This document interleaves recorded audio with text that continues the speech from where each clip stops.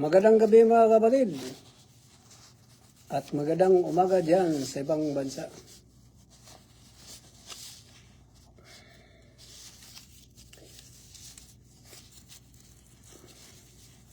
Pag-usapan natin yung protection mga kapatid, no? Protection na physical na protection at saka spiritual na protection. Noong una mga kapatid, yung hindi ko pa nakausap yung mga gabay ko, hindi ako nagsusuot nito mga kapatid. Ito, scapular, miraculous medal of Mama Mary. Hindi ako nagsusuot niyan. Ang sinusuot ko noon mga kapatid, yung mga agimat, mga anting-anting. Pangalanan mo yung mga anting-anting, mga agimat. Meron ako niyan mga kapatid. No, bumibili ako niyan sa mga online, sa mga gamot, mga sikat na mga gamot, mapare na mga gamot. Iba pa dyan, no? Dami mga kapatid. May mga bakus pa. Ano pa dyan mga spiritual na protection.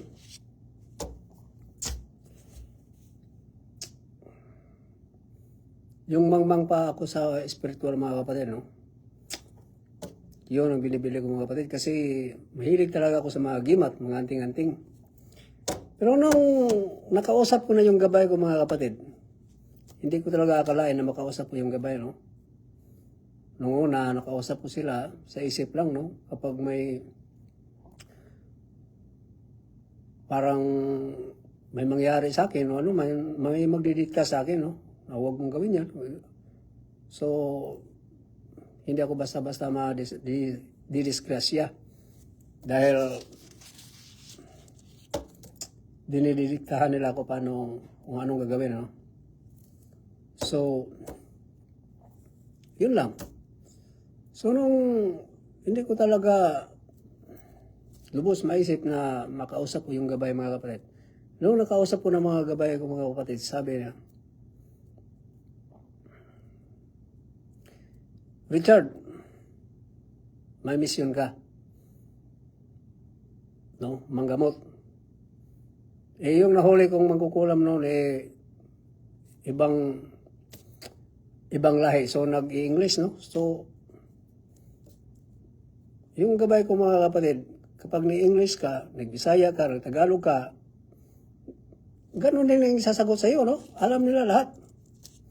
So, nabigla ako, no? Kasi sabi niya,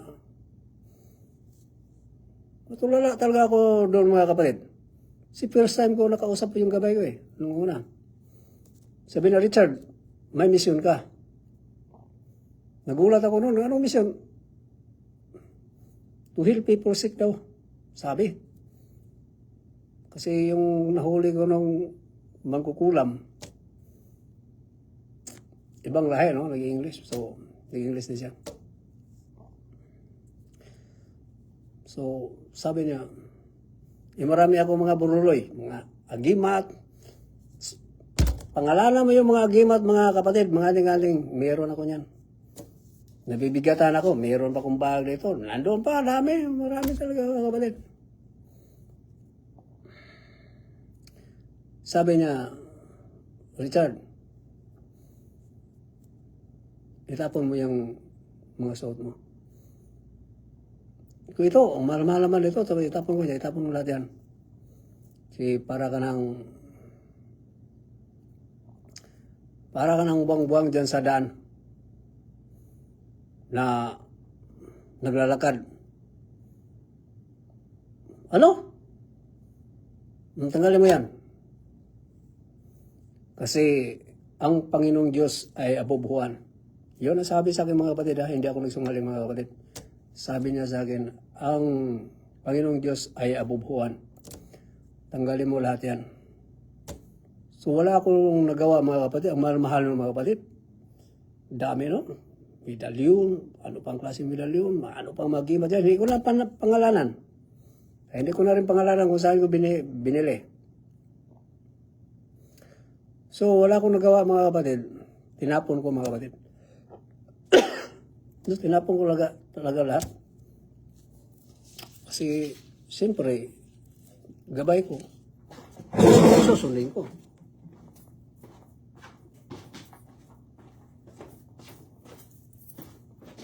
Kasi yun ang sabi sa akin.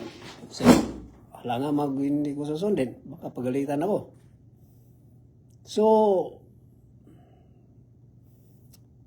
yung tinapon ko na mga kapatid, wala na akong buruloy, no? Wala na akong agimat, anting-anting, wala na, ang dami nun. So, tinapon ko. Yung isa ng mga kapatid, may 5,000, 3,000, 4,000, ang mahal-mahal. Wala akong nagawa, tinapon ko. Kasi gusto na itapon. Nung may ginamot ako mga kapatid, sabi niya, gamutin mo itong babae nito. Kasi may engkanto na kagusto. Kukunin yung buhay niya. So, gamutin mo to. So, saan ba itong babae to? Nandoon. Tandaan mo. So, pinuntahan ko mga kapatid.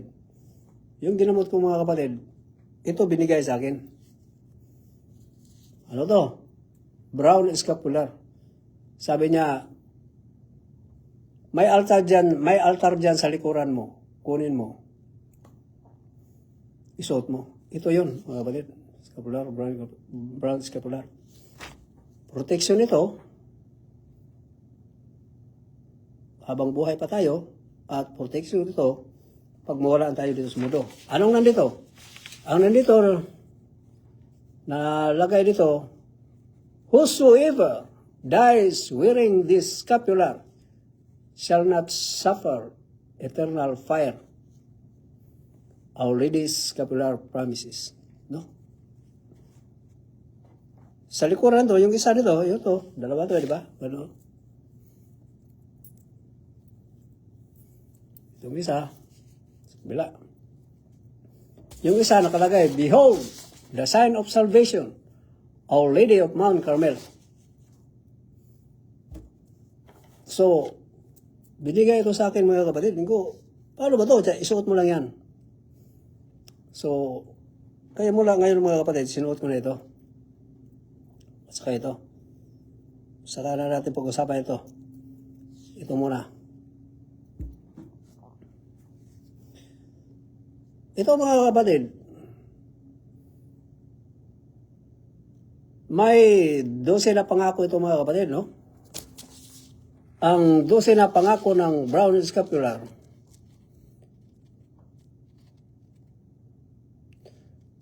ay umiikot sa proteksyon ni Birheng Maria laban sa apoy ng impyerno. No? Ito ang mga pangunahing pangako.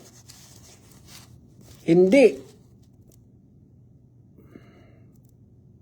mamasdan ang impyerno, no? Sabi niyo yung 12 na promises. Ang sinumang mamatay na suot ang scapular ay hindi mapupunta sa eternal fire. Apoy ng impyerno. Pangalawa, proteksyon sa panganib, no?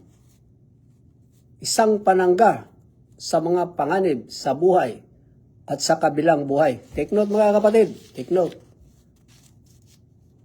Isang panangga sa panganib sa buhay, no?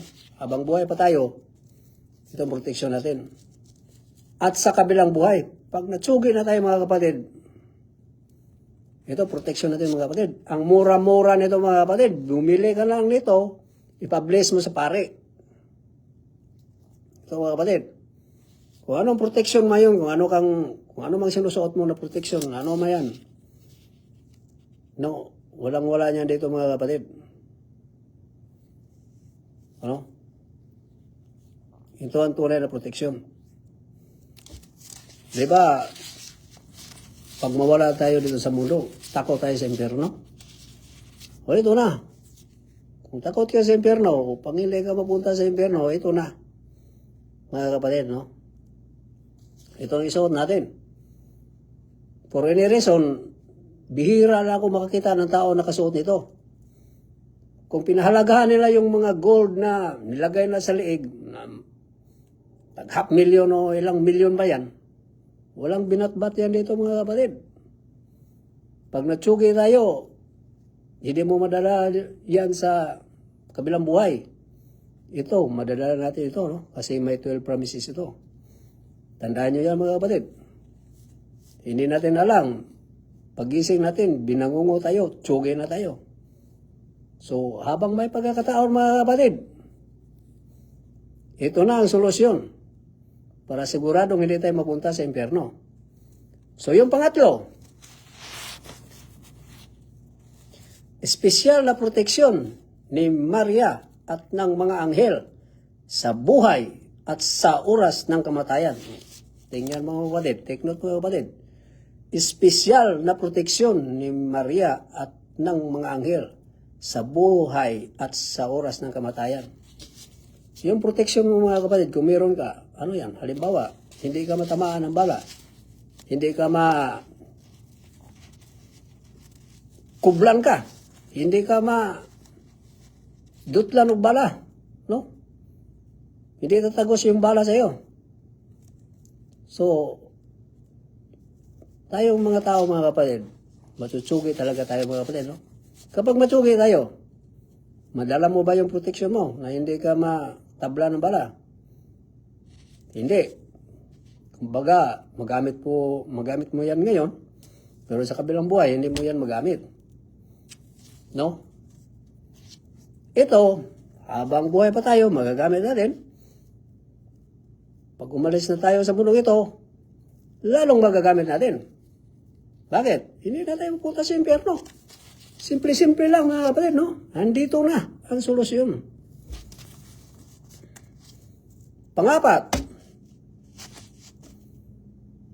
nagbibigay ng espesyal na kapayapaan at proteksyon. Yung importante sa lahat mga kapatid, yung kapayapaan. Sa araw-araw natin natanggap natin, no, sa ating buhay, kapayapaan at proteksyon. So, wala kang dinadamdam na mga depression, magaan yung pangatawan mo, yung blessing mo, maganda. No, malayo ka sa mga sakit. So, yun mga kapayapaan at proteksyon. Sa mga kulang, mambarang, mga magagaway, mga iluan, no, manlalason.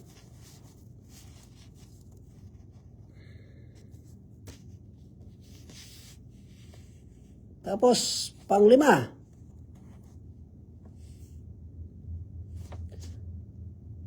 ang mga tapat na nagsuot nito ay hindi mamatay na nasa kasalanan o wala ang mga sakramento.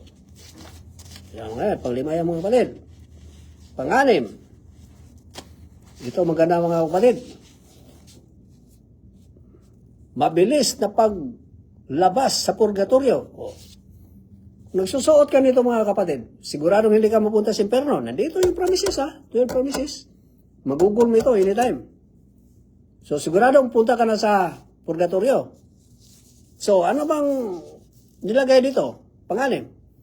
Mabilis na paglabas sa purgatorio. No? Sa ilalim ng ilang kondisyon tulad ng pagdarasal ng rosaryo at chastity, si Maria ay bababa sa Sabado. Take note ha. Si Maria ay bababa sa Sabado pagkatapos ng kamatayan. Kung mamatay tayo mga kapatid, timba ko lang playo. Si Maria ay bababa sa Sabado pagkatapos ng kamatayan upang ilabas ang mga tapat na nasa purgatorio. So, pupunta si Mama Mary doon sa purgatorio, kukunin ka doon, lipat ka doon sa langit. Saan ka maghanap dyan mga kapatid? Saan ba proteksyon na mabasa mo na ganito? Yung binibinta dyan sa labas ng proteksyon. Meron, walang promises siya mga kapatid. At kung bibilhin mo, ang mahal-mahal pa. Ito mga kapatid, walang ibang mag-bless niyan, kundi pare lang.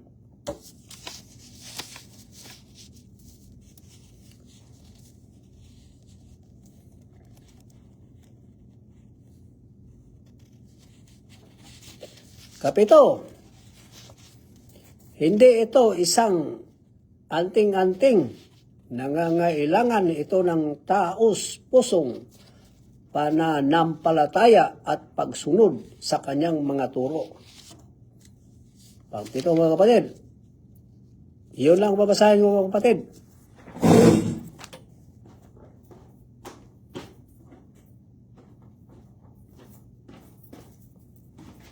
May 5 pang naiwan mga kapatid, may 5 pang naiwan. Hindi ko na babasahin. Kayo na mag-research, no? Basahin nyo na lang.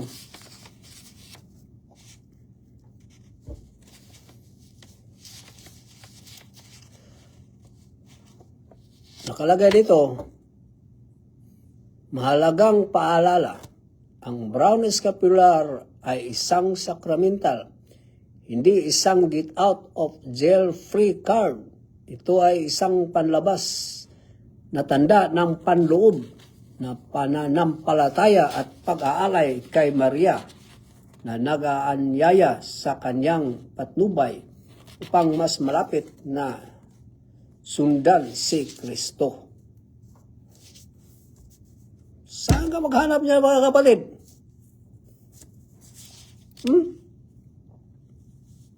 Saan ka maghanap ng proteksyon na may 12 promises? Ito lang. Shout out sa kababata kong kaibigan na si Boss Jose Quiapo Lorion. Boss, kumusta boss? Long time no see. Kita-kita tayo pagdating ng araw sa Cebu.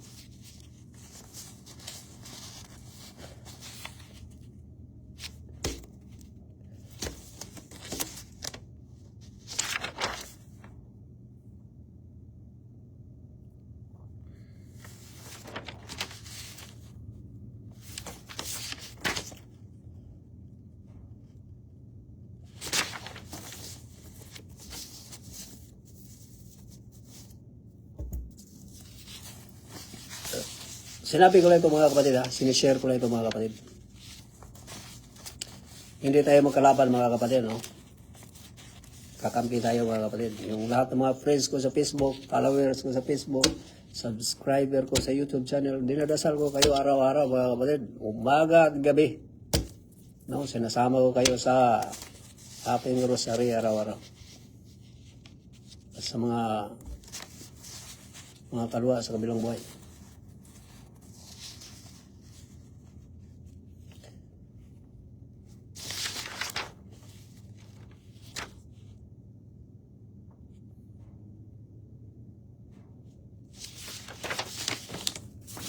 So yun mga kapatid, no? Hindi ako nagsusuot ito nung una. Pero ngayon, ito mga kapatid, binigay ito ng aking gabay mga kapatid. Yung gabay nagbigay sa akin ito mga kapatid. Si Ruben mga kapatid, no? Si Ruben ang nagbigay sa akin ito. Anghel na si Ruben ang nagbigay sa akin ito. 2021. Hanggang ngayon sinusuot ko ito mga kapatid. Minsan sinusuot ko ito kahit na nililigo ako. Pero takot akong masira kaagad. Kaya pag nililigo ako, hindi ko sinusuot. Sinisave ko ito.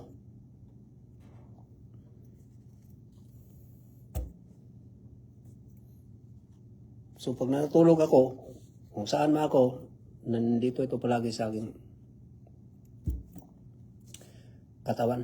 Protection yan.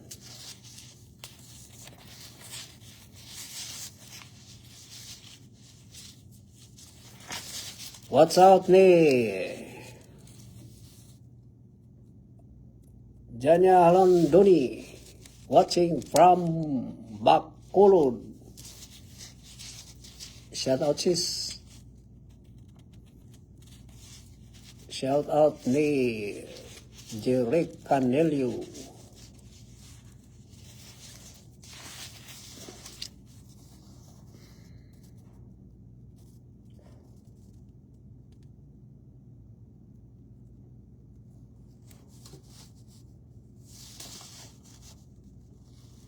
Mga kapatid, iwasan lang natin mga kapatid, no? Iwasan natin na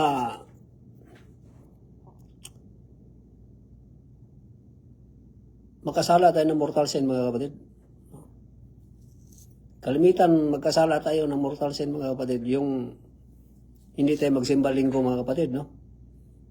Mortal sin yan. Kapag wala kang valid reason yan na hindi ka nagsimba, mortal sin yan, mga kapatid, no? So, kung hindi ka nakasimba, next na simba mo, hindi ka mga lawat. Mag-umpisa ka muna bago ka mga lawat. Kapag iniwasan natin yung mortal sin, mga kapatid, malayo tayo sa disgrasya, mga kapatid, no? Kasi walang demonyo nakakapit sa atin. So yung grasya natin hindi aalis, at yung mga pamilya natin malusog, mga katawan, no? Yung blessing natin, maganda yung blessing natin.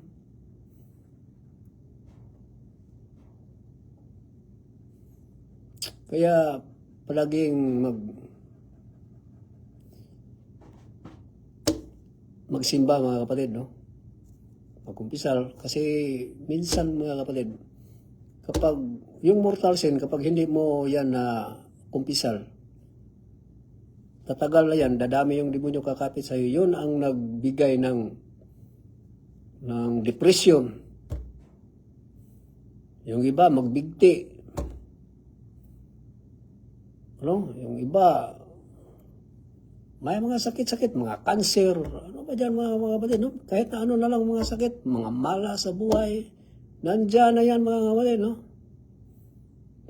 Dahil lang sa mga demonyo na kumakapit sa ating katawan. Kung baga, yung anghel na nagbabantay sa iyo, pag may sala ka na mortal sin, yung demonyo ang magti-take over. So, yung anghel, aalis yun. Parang sinasabi ba na, oh, yung binabantayan mo, may mortal sin yan, sa amin yan, alis ka dyan. Parang ganun ba? Tapos, pag nakakumpisal ka, nawala yung kasalanan mo, babalik yung anghel. Sabihin ng anghel, oh ano, hindi kayo alis dyan, pupugutan ko kayo ng ulo. Wala na yung kasalanan mortal sin, kaya alis kayo dyan. Parang ganun, no? Babalik yung anghel, aalis yung demonyo. Pag may sala ka ng mortal sin, babalik yung demonyo, aalis yung anghel, no?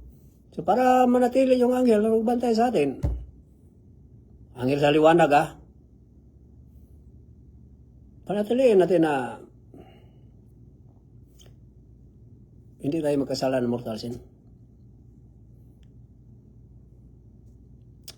Shout out ni Candilusa Tamayo.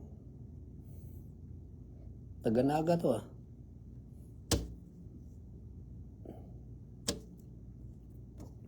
So, yung mga kapatid, no, iwasan natin gawa ng mortal sin. Kalimitan talaga sa mortal sin na magawa natin yung hindi pagsimba linggo. No? Yung buhay natin, mga kapatid, hindi natin alam, mga kapatid, kinabukasan, tsugi na. So, mas maganda yung iwasan natin yung mga mortal sin. Siguradong purgatorio, labas mo. Hindi ka makapunta sa impyerno. Pero ito na, mga kapatid, ito yung solusyon. Para hindi tayo mapunta sa impyerno, ito na yung solusyon, mga kapatid. Yung 12 na promises nito, basahin nyo, nasa Google. Yung dasal nito, mga kapatid, i-Google nyo na lang. No? Ano lang, maikli lang yung dasal nito. Araw-araw, magdasal kayo. Kasi may dasal ito eh. I-Google nyo yung dasal ng Brother Escapular, no? Yung mga mayroon. Yun, nandiyan yan. Lalabas yan. Basahin nyo yan. Kung hindi nyo sa ulo, basahin nyo yan araw-araw. Pagising or bago matulog. Ito. So may mga demonyo kasi, lalo yung mga tao may inggitero, tapos may kapangyarihan hindi mo alam, yung taong yun may kapangyarihan, no? Kapag may sinambit, sasakyan ng demonyo. Gagalawin ka pag natulog ka ng gabi. So, pag nakasuot mo ito, hindi siya makalapit sa iyo, no? Hindi siya makagawa hindi ka mamatay ng mga kapatid. Yung gawa ng demonyo na kamatayan, wala, hindi ka mamatay sa gawa ng demonyo pag suot mo ito, mga kapatid. Kasi may 12 promises ito, totoo lahat ang promises ito. Ano? Protection ito. Sa buhay pa tayo, protection ito pag natsugi na tayo. Kaya bibili kayo nito sa simbahan o saan man kayo bibili na mura, ipublish mo kagad sa pare. Walang ibang mabibili yan, pare lang.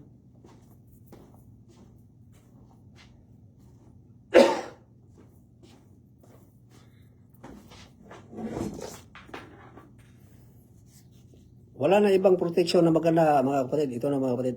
No? Dasalan mo ito araw-araw. Pero, maliit naman yung dasal eh. Maikli lang. So, walang problema kahit na araw-araw pa. Ako nga, nag-rosary nga ako umaga, gabi.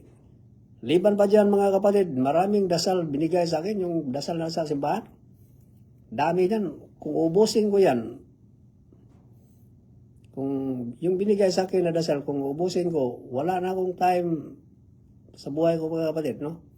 Nagtatrabaho pa ako, wala na akong time. Kaya, yung mga dasal na dinadasal ko, yung sinasummarize ko na lang, mga kapatid, no? Dami kong dasal.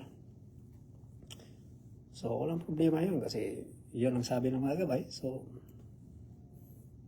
yan ang gawin natin.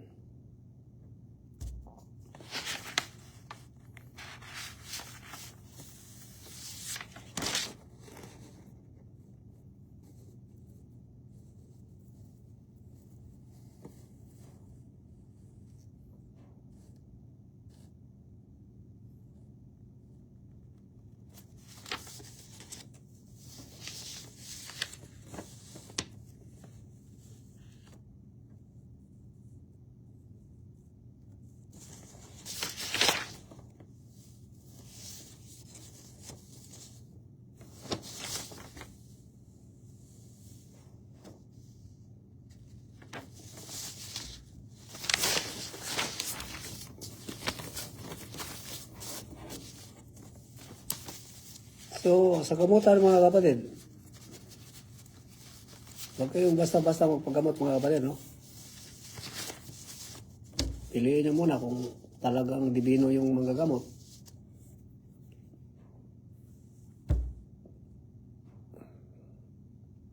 Doon kayo pagamot. Kung hindi kayo kabisado na divino yung mga gamot na yan, doon na kayo sa pare. Yung problema lang sa pare, mga kapatid. Pagpunta mo doon, wala ang pare. No, dapat maglagay sila dyan na isang pare na maghihintay dyan sa simbahan o sa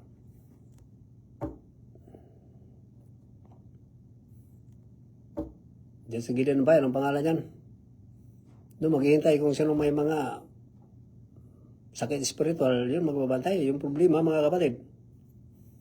Kung papayag ba, yung mga divino, mga kapatid, mga gamot, magbigay lang ng 20 yung mga pasyente, ano man, okay lang kasi yung mga divino, mga gamot, mga kapatid, mission talaga nila yan. No, hindi yan naghahangad ng pera, mga kapatid. Ang hinahangad yan ng mga divino, mga gamot, mga kapatid, yung sa kabilang buhay. No? Yun, may magandang palasyo yan doon sa kabilang buhay. No, hindi yan naghangad dito sa mundo. Pero yung problema, yung mga pare, sa mabuti lang ha, sa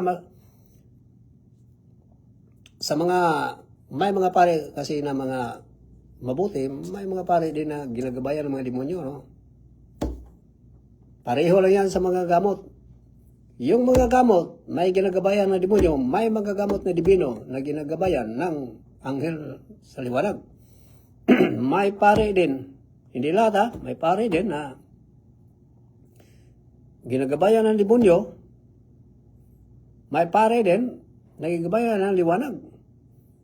Yung problema mga kapatid, yung mga pare, mga kapatid, halimbawa, maglagay dyan ng pare dyan, maghintay sa magpagamot. Ilan na ibibigay sa mga pasyente? 20, 10, papayag ba yun?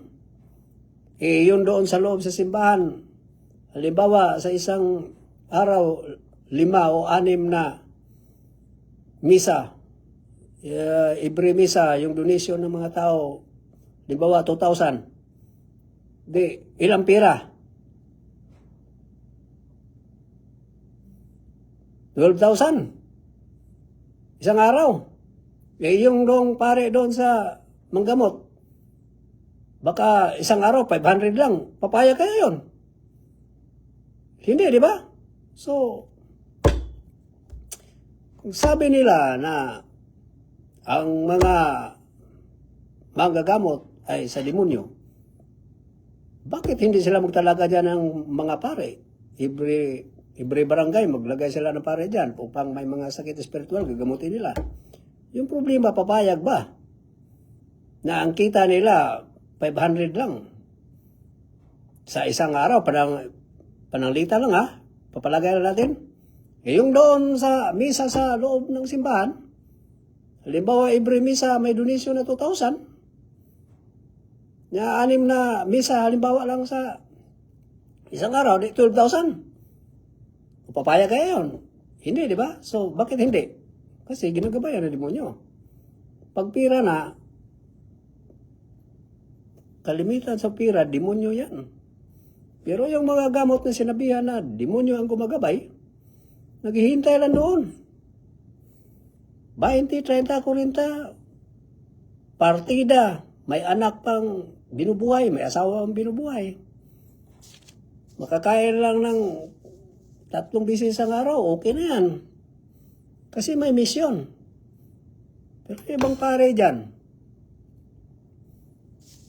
nang husga, para dadami yung views sa Facebook, magkapira siyempre, pag dadami yung views sa Facebook, malaking pira ang makuha sa Facebook.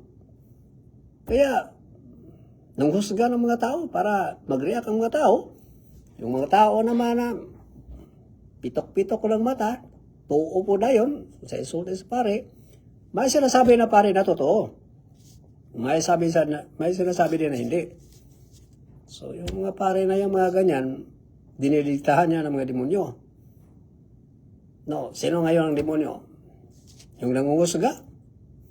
Para kumita ng pira sa Facebook? O yung dibinong mga gamot, naghihintay lang na may magpagamot. Kung ilang ibabayad, walang problema. Kasi mission yan. No, kaya hindi dapat menghusga. Sabi pa ng aking gabay, hindi dapat menghusga. Bawal na yung husga. Pero,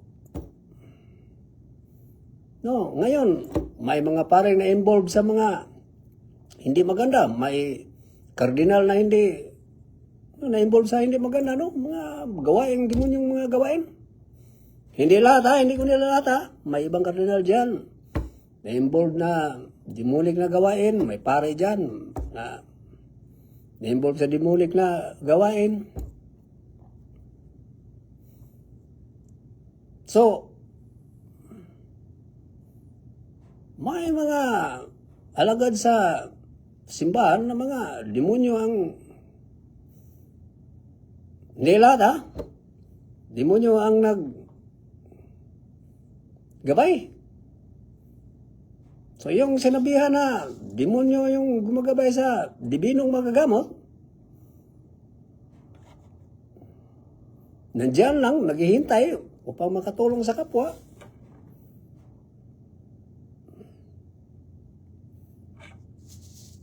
Yung pa yung pagbinintangan. Pinag-usapan natin yung dibino ha, dibinong manggagamot ha, sa liwanag ha.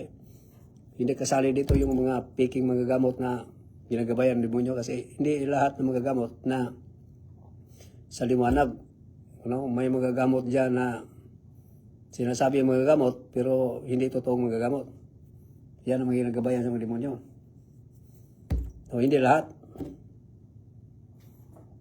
Kagaya din yan sa mga alagad sa simbahan. Hindi lahat dyan na matuwid. Kaya mahirap manghusga. Dapat linisin muna yung bakuran natin bago tumingin sa ibang bakuran. Diba? Siyempre, mga alagad ng simbahan, yung mga tao nakatingala, akala lahat totoo. Pero may totoo talaga dyan, pero may iba ding hindi totoo. Gawa-gawa lang. Magaling pa magsalita. Yung mga demonyo, mga kapatid, no? Sabihan ko lang kayo, mga kapatid. Yung mga demonyo, mga kapatid, yun ang master of this deceiving.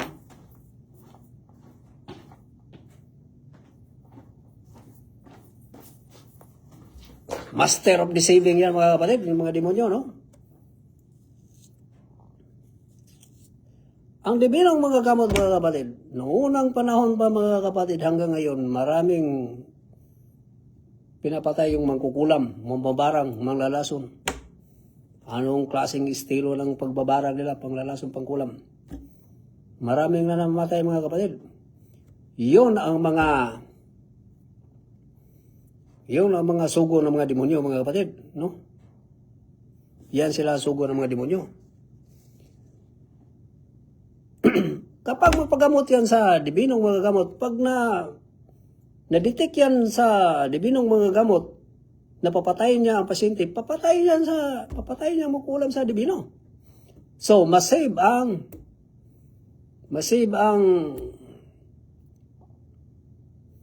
pasyente. Hindi mamatay. Kung ilan man ang mapatay ng mangkukulam sa araw-araw, sa mambabarang, sa manalason, kung ilan man, halimbawa, 30 sa isang araw, o 20 ba? Ang makapigil niyan, ang dibinong magagamot na, no? Pag sinutsugi yan ng dibino, lahat. So, halimbawa, 3 mangkukulam natsugi ng dibino sa isang araw. So, ilan ang nasib? Halimbawa, sa isang mangkukulam, nakapatay ng 20. Sa manalason, 20. Sa mambabarang, 20 sa isang araw. Tapos, natsugi yan tsugi yan ng dibinong magamot. So, 30 ang nasib sa araw na yan. Kung natsugi yan ng dibino. 30 ha? So, save yung 30 na kaluluwa. Kasi pag napatay yan sa mga mangkukulam, mababarang, manalason, ano ka dyan? Pagpatay yan, blitso yan sa impyerno, mga kapatid. Dadalhin yan sa demonyo kasi yung mangkukulam, yung demonyo yung inutusan yan, pupunta yan doon sa pasyente. Kaluluwa niya, kukunin, dalhin sa impyerno. So, 30. So, 20. 60 pala. 60 ang nasib sa araw na yan. Na dapat pupunta yan sa impyerno kasi pinapatay ng mangkukulam, mamabarang, manalason, no? Kung isang manalason, 20 sa isang araw, mangkulam, tapos manalason, so 60. So 60 na kaluluwa. So kung ganon, sa isang buwan, ilan? Daming mga taong natsugi, daming mga kaluluwa mapunta sa impyerno. Pero mapigilan yan, ang makapigil yan, ang dibinong mga gamot. Ang pare, ang dibinong mga gamot, mga kapatid, pinanganak yan, binigyan ng kapangyarihan ng Panginoong Diyos upang makatulong sa kapwa dahil sa magkukulam na yan, mambarang, marami pinatay. Kaya makikita mo yan sa Exodo 22:18. Patayin magkukulam. Dahil pinapatay na ng mga tao, di ba? Sa mga Divino lang pigil yan. Yung mga pare naman mga kapatid, yung pinag-aralan nila, 10 years, kung ano man pinag-aralan nila, exorcism. Yung mga demonyo aalis, may iba din dyan na babalik. Halimbawa, aalis, kinabukasan, binalikan, tinuluyan yung pasyente, sasabihin ng pare, pasensya na, yan talaga ang buhay, matutsugi. Pagdasal na lang natin. Yun ang sinasabi mga kapatid, ha? Kasi pag ang pare nag-exorcism, maalisin yan. No? Paalisin lang yan.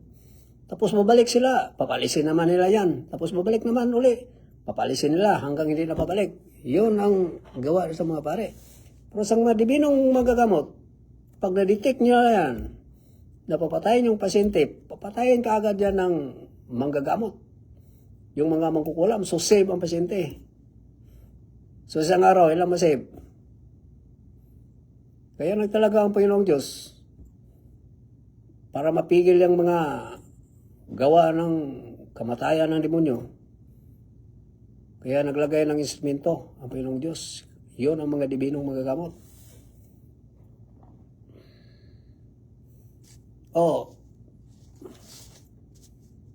Kung Dibino ang magagamot, ang mapuntahan mo, siguradong hindi yan babalik ang magugulam. Tsugi na yan. Suligtas ka na. Doon sa pare, aalis yan, magugulam. Pag binalikan ka, kinabukasan, tsugi ka na.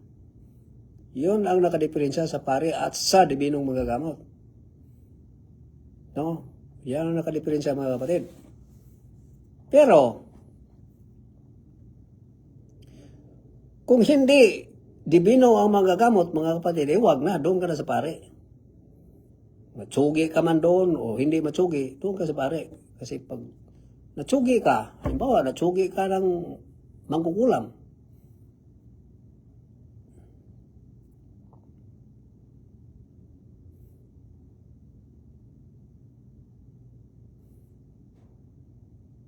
mapunta ka pa rin sa purgatorio kasi bago ka nila gamutin, kumpisal ka. No, kumpisal. So, wala na yung kasalanan mo. Tapos, pagkatapos, ginamot ka. Tapos, binalikan ka kinabukasan. Sinugi ka na magukulam. So, yung kaluluwa mo, punta doon sa purgatorio. Hindi sa impyerno. Pero, doon sa manggagamot na ginagabayan ng demonyo, yun ang mga manggagamot na hindi Dibino, ha? Yung ginagabayan ng demonyo, yun ang manggagamot na hindi Dibino. Yung mga Dibino, yung gumagabayan, mga cherubim, mga anghel, basta sa liwanag.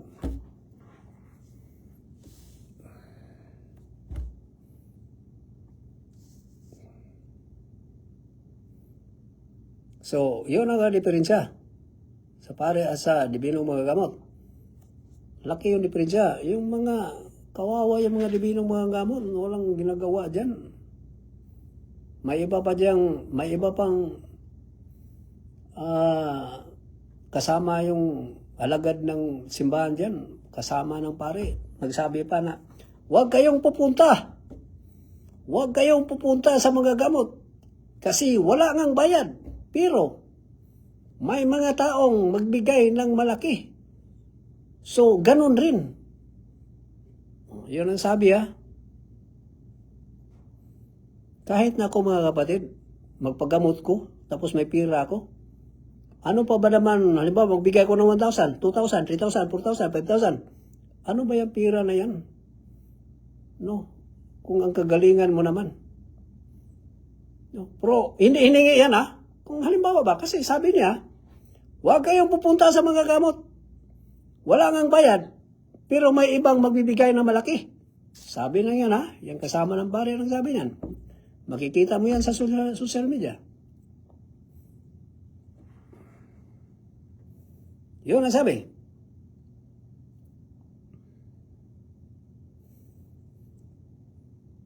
Kahit na sino, kung natutuwa ka, kung may pera ka, bigyan mo, ito, salamat. Bakit? Bakit? Ganong ginagawa nila, no? So, tapos hindi niya iniisip na yung pare na kaibigan niya, pag nagmisa, yung mga tao, siyempre, sa misa, magbibigay yan ng malaki kasi mahihiya yan. Magbibigay ng malaki. Tapos, pag may nagamot yung kasama niya, na pare, binigyan ng malaking lupa kasi natuwa, kasi gumaling. So, wala na tayo doon kasi natuwa yung yung ginamot niya binigyan siya ng malaking lupa. Diyan din sa simbahan, binigyan din ng mga donation niya, malaki din pangbigay.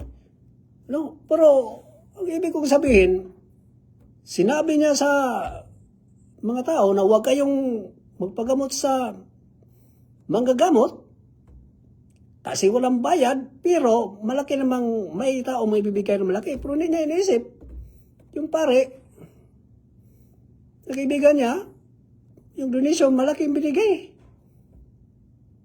sa mga tao. Tapos naggamot pa, binigyan pa ng lupa. Hindi niya iniisip yun. Yung sinasabi niya, yun din ang nangyari doon sa pare na kasama niya.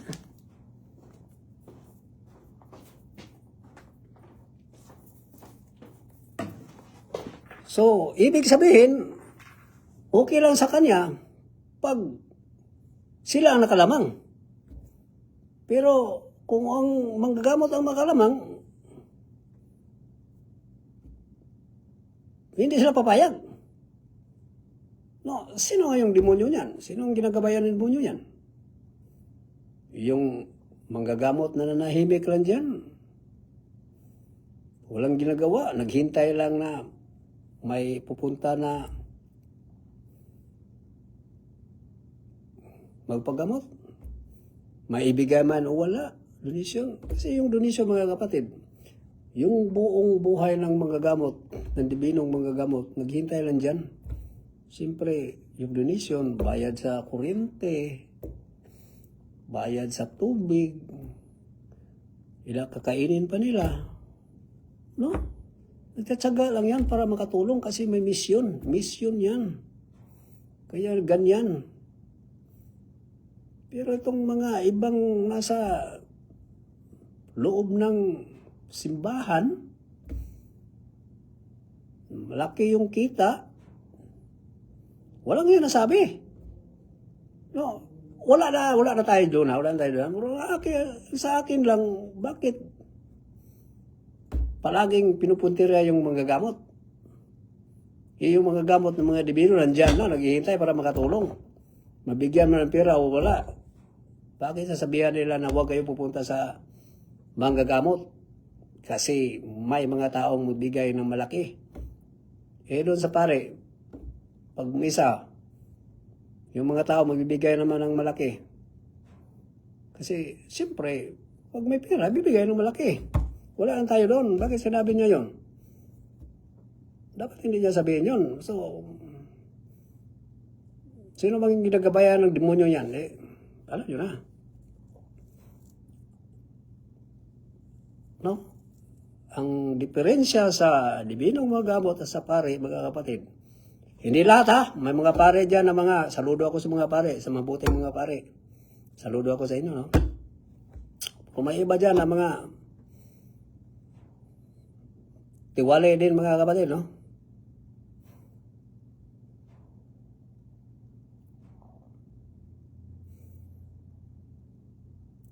Ang diferensya sa mga gamot na dibino mga kapatid, yung dibino mga gamot mga kapatid, yung pinanganak may kapangyarihan na, sino bang nabigyan ng kapangyarihan? Ang Panginoong Diyos. Bakit? Kasi noong unang panahon hanggang ngayon, magkukulam ang barang manlalason, ano ba yung sa mga espiritu na yan? Marami na yung pinapatay, araw-araw mga kapatid. Kaya makita mo yan sa Exodo 22:18, patay ang mga kukulam kasi sa dami na lang pinapatay. Sino ang maka-prevent yan? Yung mga dibinong magagamot lang kasi pag na-detect yan sa magagamot na dibino, papatayin niya mga kukulam, mamabarang, malalason. So, masave yung pasyente. Doon ka sa pare, exercise ka. Umalis yung mangkukulam, kinabukasan, binalikan ka, patay. Sabihin ng pare, pasensya ka na, talagang ito ang buhay. Mamatay tayo, idasal lang natin. Yun ang mga kapatid. Yun ang diferensya sa pare at saka dibinong magagamot. Yung dibinong magagamot, talagang ma-prevent yun. Yung kamatayan ng tao. So, yung taong nagamot, so, kung mabuti man yun hindi, may time pa yun pag-repent sa ating mga kasalanan. Kasi anytime, habang malayo ng taon, bumabalik tayo sa Panginoong Diyos, no? Kaya, Merry Christmas! Ito yung kaibigan ko mga kapatid, no? Anak ito ni yung manager sa Tacloban. Doon ako nagtrabaho nung una, si Maristel Francisco. Taga Hinundayan to kaibigan ko ito Merry Christmas. Day. Long time no see. So yun mga kapatid, no?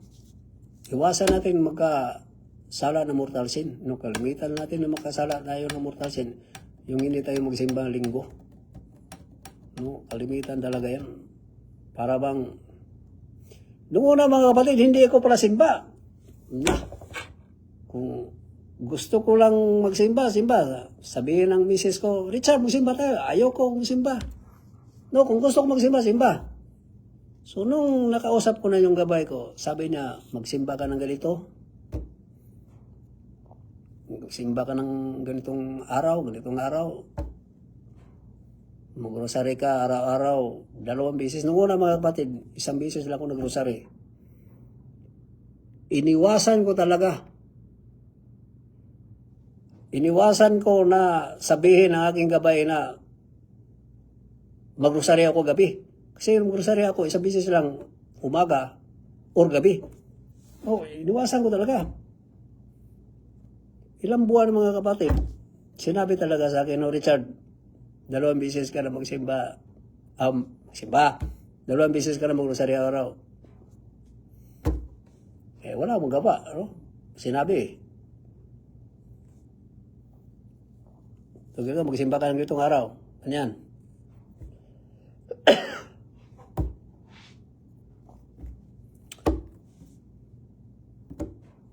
So, magsimba palagi mga kapatid, every linggo. Para masaya yung pamumuhay natin, malayo sa sakit yung pamilya natin, malayo tayo sa mga depression,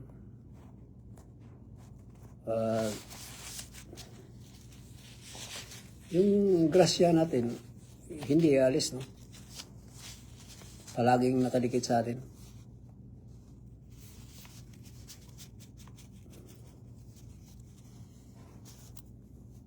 Tapos, yung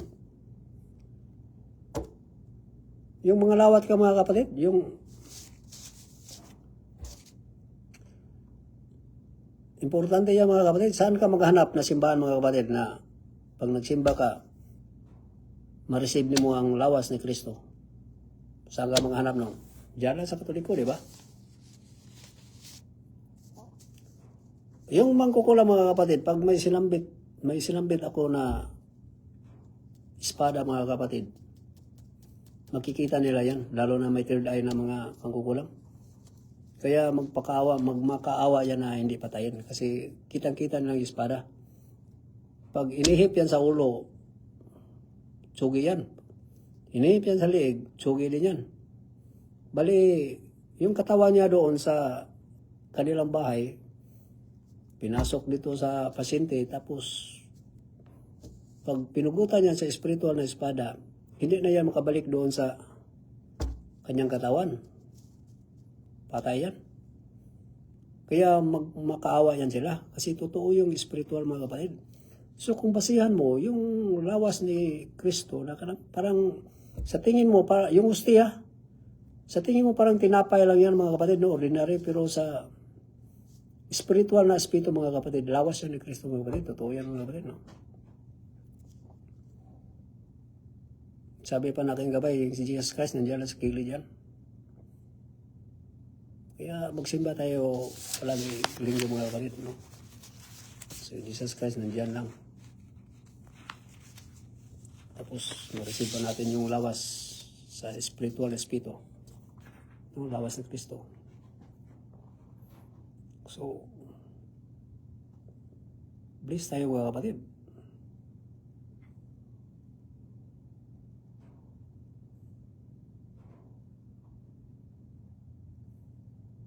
Mas maganda dalhin natin mga anak natin, mga kapatid. Sarap kaya sa pandama, mga kapatid, ng kasama mga anak na magsimba? No? Blessed na blessed talaga. Feeling blessed talaga, mga kapatid.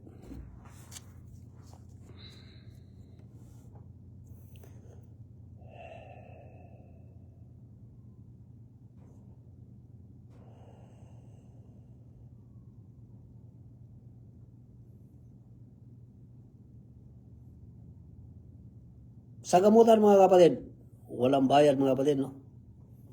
May paggamot sa akin, palagi nagtatanong, sabi niyo, magkano daw? Hindi, walang bayad. Walang bayad, mga kapatid. Yan talagang sabi sa akin ng Richard. Manggamot yung walang bayad. Kasi yung mga tao na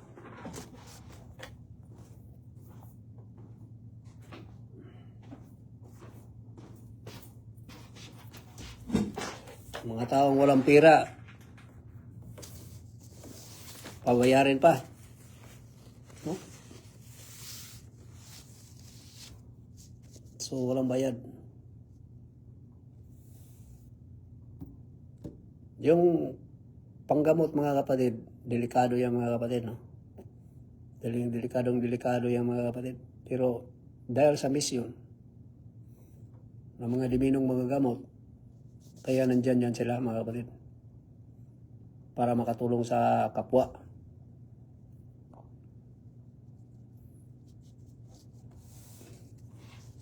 Pero siguraduhin mo lang, ha, na totoong divino yan, ha. Maramdaman mo yan, eh. No, kung hindi mo maramdaman, eh, magdasal ka. Pupunta ka sa totoong dibinong mga gamot. Eh, kung hindi mo maramdaman, eh, punta ka talaga sa pare. No, wala kang choice, doon ka sa pare.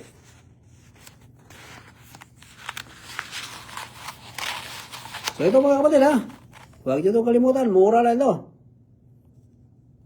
Pa-bless nyo na sa pare. Huwag nyo pa-bless sa mga gamot. Ang pare ang mag-bless nito. Tapos isuot nyo, yun, protection nyo ito.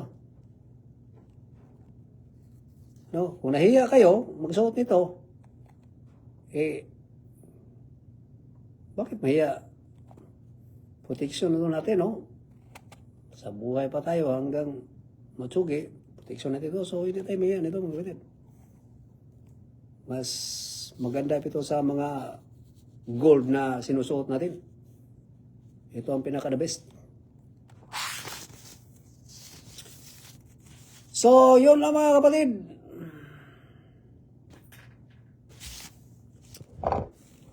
Ingat kayo, mga kapatid. God bless.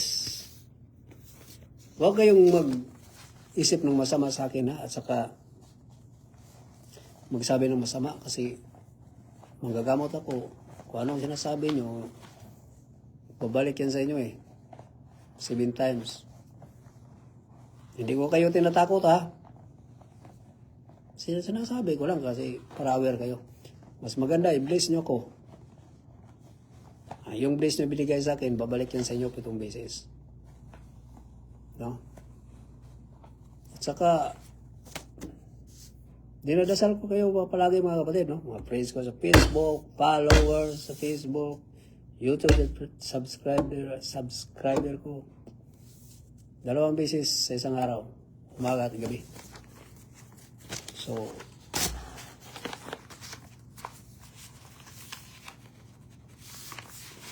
ingat kayo mga kapatid. Huwag kalimutan magsimba linggo. God bless.